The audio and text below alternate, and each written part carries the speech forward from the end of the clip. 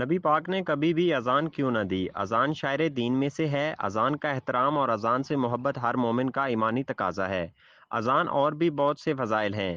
آج کا اصل موضوع ہے کہ حضور اکرم نے اپنی زندگی میں اذان کیوں نہ دی۔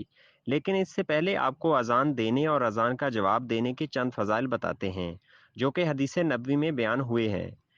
حضرت ابو ہریرہ رضی اللہ تعالیٰ عنہ کہتے ہیں کہ میں نے حضور اکرم کو فرماتے ہوئے سنا ہے، مؤذن کی اذان جہاں تک پہنچتی ہے اس کی مغفرت کر دی جاتی ہے، اور ہر خشک و تر اس کے لیے مغفرت طلب کرتا ہے، اور اذان سن کر نماز کے لیے حاضر ہونے والے کے لیے 25 نیکیاں لکھی جاتی ہیں، اور 2 نمازوں کے درمیان کے گناہ بخش دیے جاتے ہیں۔ اس روایت میں ذکر ہر خشک و تر چیز گواہی دے گی، گویا اس میں جن و انس، حیوانات، نباتات، جمادات سبھی شامل ہیں۔ کتنی بڑی فضیلت کی بات ہے کہ ہر چیز مؤذن کے لیے مغفرت طلب کرے اور مؤذن کے لیے قیامت کے دن کی گواہ بن جائے۔ اب آپ کو بتاتے ہیں کہ ہمارے پیارے آقا صلی اللہ علیہ وآلہ وسلم نے اپنی زندگی میں خود اذان کیوں نہیں دی۔ اللہ تعالیٰ نے نبی کریم صلی اللہ علیہ وآلہ وسلم کو وجہ کائنات بنایا۔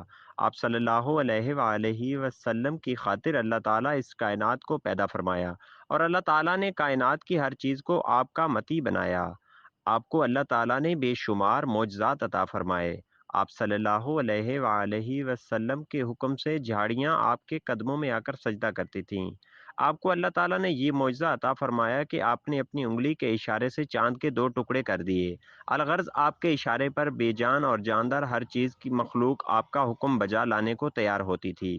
آپ صلی اللہ علیہ وآلہ وسلم کی اس طرح شان کے تحت یہ کہا جاتا ہے کہ آپ نے اپنی زندگی میں اذان اس لیے نہیں دی کہ اگر آپ صلی اللہ علیہ وآلہ وسلم اپنی زندگی میں اذان دے دیتے تو اللہ کے حکم سے تمام حجر شجر اور کائنات کی باقی مخلوق بھی آپ کی آواز پر لبیک کہتے، اور آپ صلی اللہ علیہ وآلہ وسلم کی خدمت میں حاضر ہو جاتے۔